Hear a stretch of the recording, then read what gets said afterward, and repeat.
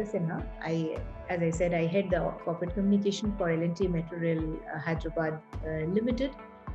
Fortunately, I have a professional journey of more than 3 decades now, working in public sector undertakings like Airports Authority of India to global conglomerates like GMR Group, GVK Group, and of course now L&T Group. And I also have the experience of working in three major airports and cities, I would say. I started my career with Airports Authority of India in Kolkata Airport. Uh, and then it was in 1993. Of course, before that, when I was in my college, I worked in a travel agency as a business development officer in Yatri Travels. And I'm very passionate about it because it was the first platform from which I earned some money, and it meant a lot when I was in college. I started my serious career in 1993 with Airports Authority of India. I worked with airport operations initially, and airport operations is extremely, it demands perfection, precision. So whatever you see about an airport full of glamour, but a lot of hard work and perfection and precision go behind it every day. So from 1993 to 1999, I worked with Mumbai Airport. I'm so sorry, with Kolkata Airport. And 93, I was transferred to Mumbai Airport. And Mumbai Airport being one of the most vibrant and in action airport, it gave me a lot of learning experience. And I was working with Airports Authority of India for Mumbai Airport from 93 to 2006. So in 2006, the airport privatizations started happening, and GVK Group took over Mumbai Airport. And that is the time when I resigned from Airports Authority of India and joined this private entity GVK Group, who took the mandate of running Mumbai Airport. Later on, I also became the spokesperson for Mumbai Airport, handling many crises, unique, each one unique in itself, which honestly I think groomed me as a professional. From 2006 to 2011, I continued working with GVK Group in Mumbai Airport, and in 2011 I moved to GMR Group, again a very big conglomerate in itself, and I was heading the corporate communication for Hyderabad Airport under GMR Group. So again, Hyderabad Airport, I was heading the corporate communication for the airport and all its ancillary businesses, and again a lot of learning experience, which made me into an experienced professional, I would say. All the verticals of corporate communication, from media relations to branding and communication. I introduced the social media for the airport. It wasn't there. Then, of course, internal communication and employee engagement activities, revenue generation, then your network and advocacy. So each and every vertical under corporate communication, I used to handle as the head for Hyderabad Airport. Then I continued from 2011 to 2018 with GMR Group, and then 2018 I joined my present company, L&T Group. Again, a huge international brand in itself. We all know about L&T, and I'm presently heading the corporate communication here as well, managing again all the verticals which come under corporate communication, the subject corporate communication.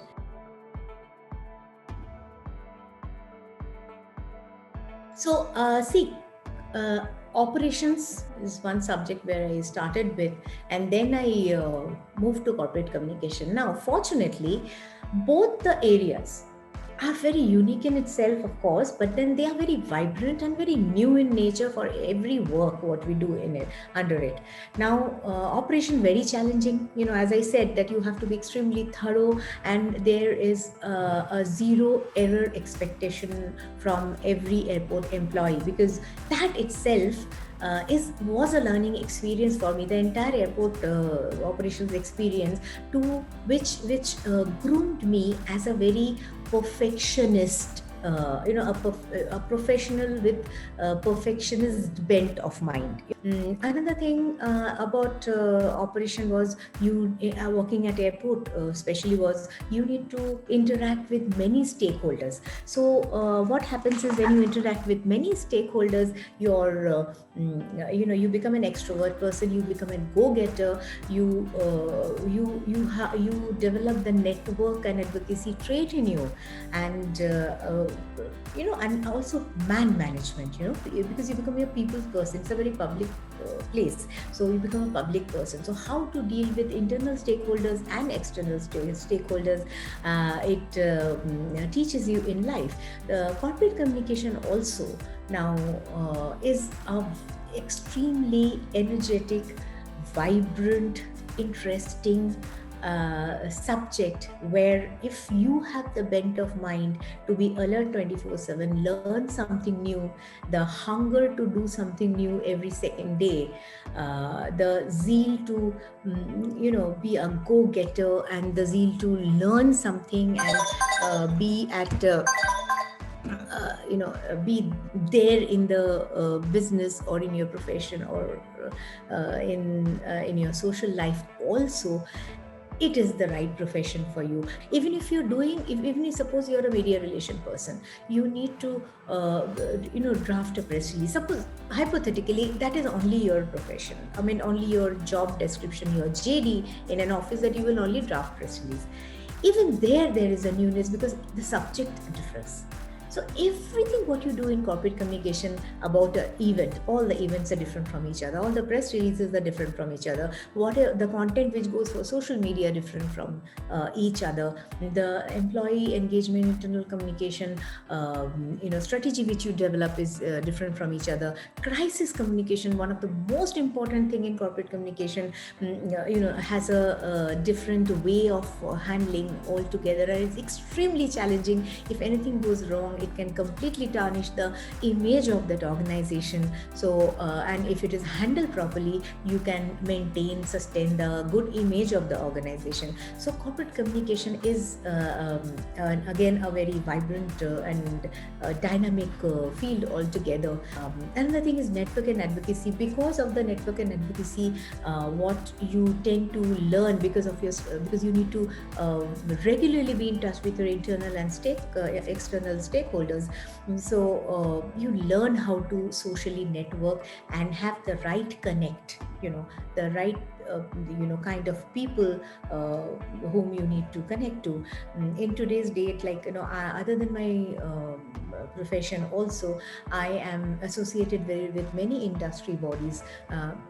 We work very closely with government representatives also. Not only that, I am the chair for CII Telangana's Tourism and Culture Committee. I was the national co-chair for ASSOCHAM's Ease of Doing Business Committee.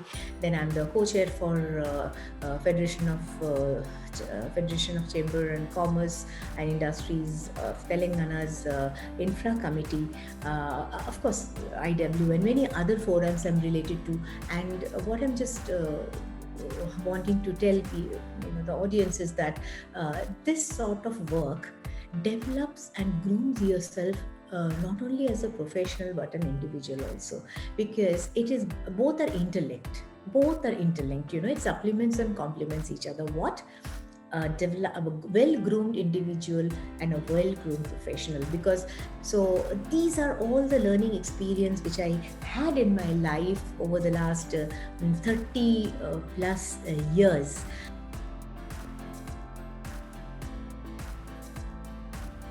And like, some other day I was listening to a TV interview, and the person said that,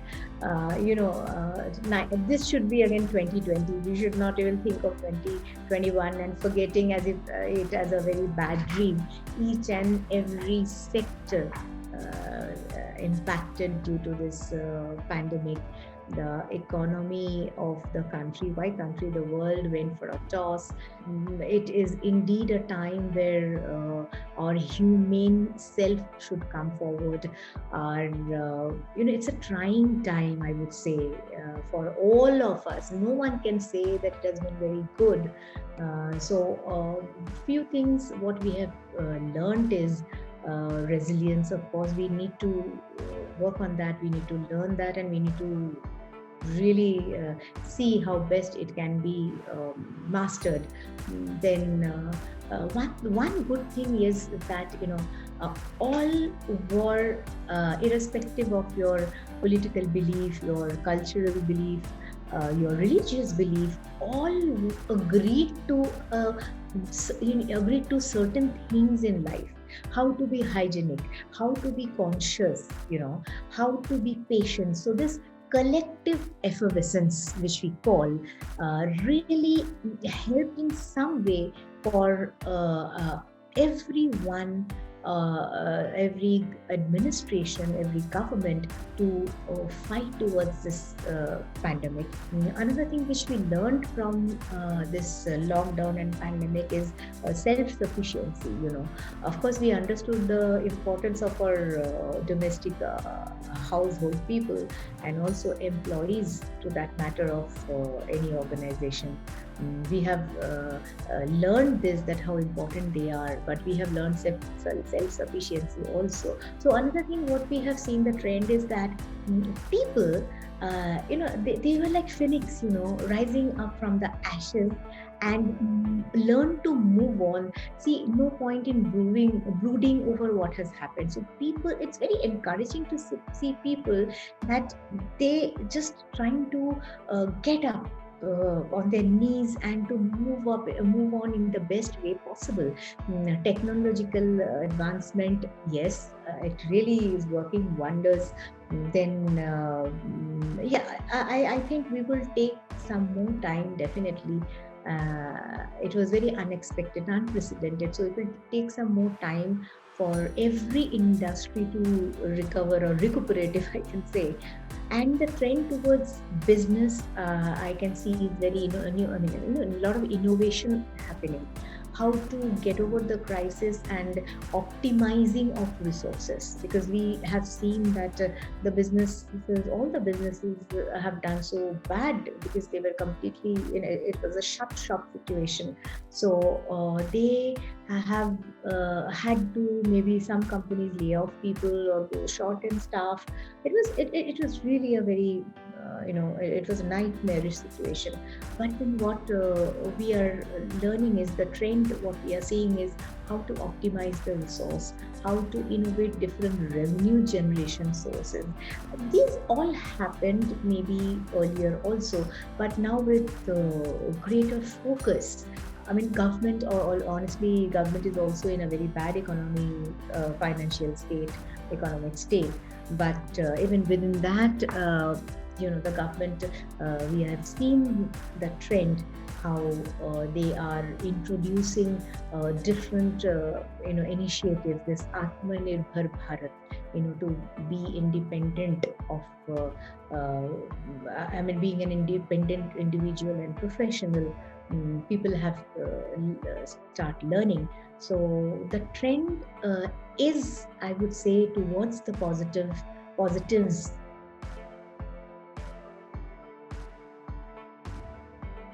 Situation is definitely different from way back in 93 to 2021. The situation has changed. But unfortunately, some basic things are still there. Not taking women seriously, that women also can perform very difficult jobs. And it's not that only the soft skills are kept aside for the ladies, the team carves the path of success or anything good for its manager. You just need to be a very good team leader, always focusing on learning and development of your team and giving them enough scope to learn, enough scope to maybe falter and make mistakes, but learn from them, overcome from those. Now, when I joined, definitely I was not a women leader. I was not a leader, but then I had certain professional ethics in me. Uh, Whenever I was on duty, I always saw that I worked with utmost seriousness and sincerity. Sincerity is something which is very, very important in any professional. So the traits in you, the positive traits in you as an individual and as a professional, being righteous, being not compromising on your deliverable, giving your 100%, having the right attitude, and not giving your 100%, but the 100% which is required from you to perform for that particular job, the delivery of it. So with that, I think then the path towards success becomes more, I don't know whether it becomes a cakewalk, but then it becomes very seamless, and people start taking you seriously.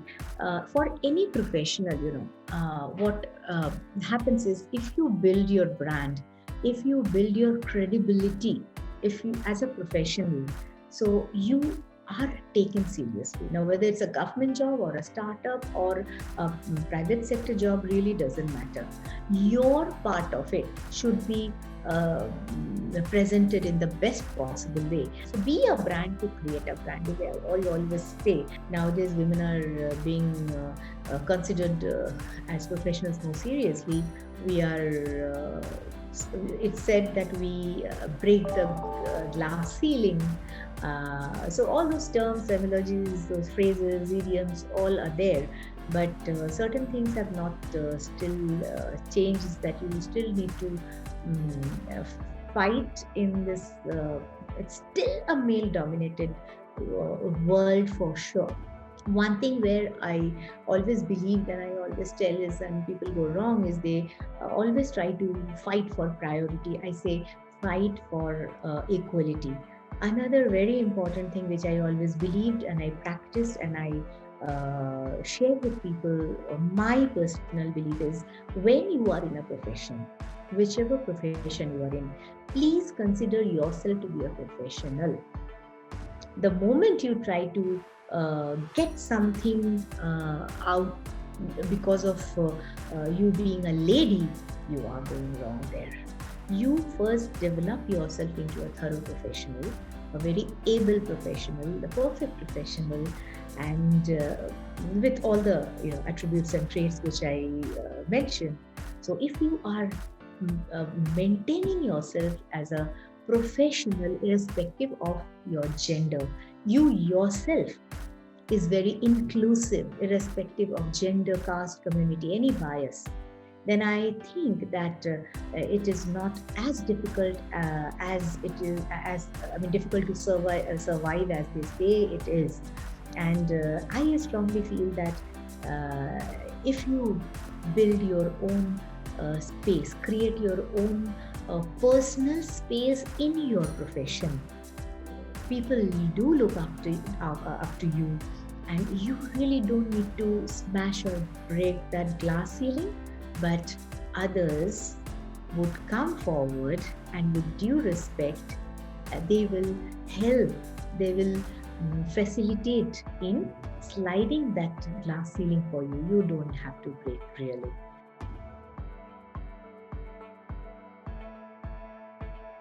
And empowerment, I think, whether you, for any lady, and be it, and I'm saying this not only for the young generation, for people who they are very happy to be homemakers also. They don't really aspire to be some professional. Whatever says, don't spoil your education, what you have, the time and the money you have spent and devoted. Make better use of it. And this pandemic really taught us how difficult situations can be, and how important it is to be independent. That's very, very important. So whatever, whether you need to do or not, you belong to a very affluent family, please be independent, financially independent. Please be professional even in your personal life. The professional approach is very important, and it works. As I always say that the best CEOs are the mothers of the house. The moms are the best CEOs. They are the best administrative head. They are the best facility head. They are the best human resource head. They are the best communication specialists. So it has an impact. Develop in yourself to be a more humane, broad-minded, well-learned, I don't mean qualified, educated individual. Be empowered. And being empowered is financially and a very healthy mind and healthy body also. Another thing, be a little patient. We must all understand that adversities come anytime. This pandemic has taught us a lot. And for the young generation, you have to give time to yourself and time to your life. Don't react immediately that, oh, this is bad, my life is khatam here, life has ended here. Everything has ups and downs, okay, lows and highs. And that is the beauty of life, whether it makes you very more or sad or happy. Always try to look forward to something positive in mind, something positive at the end of the day. And you yourself will see that it is getting yourself, getting yourself going. Learn from everyone around you. You don't really have to have a mentor. You don't have to have motivators. Like, you don't have to have me speaking to you or teaching you something. You are your best motivator. I never had any mentors in life. I never had anyone to motivate in life. I am self-motivated.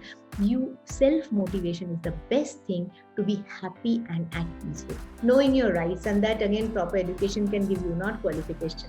You have to be self-aware. You have to know your rights. If you know your rights as a woman, as a citizen, all the rights, how many rights we know that the Constitution has given us, or the new changes in the laws are happening. If you know them, you'll find yourself more empowered, and that is all needed in today's day.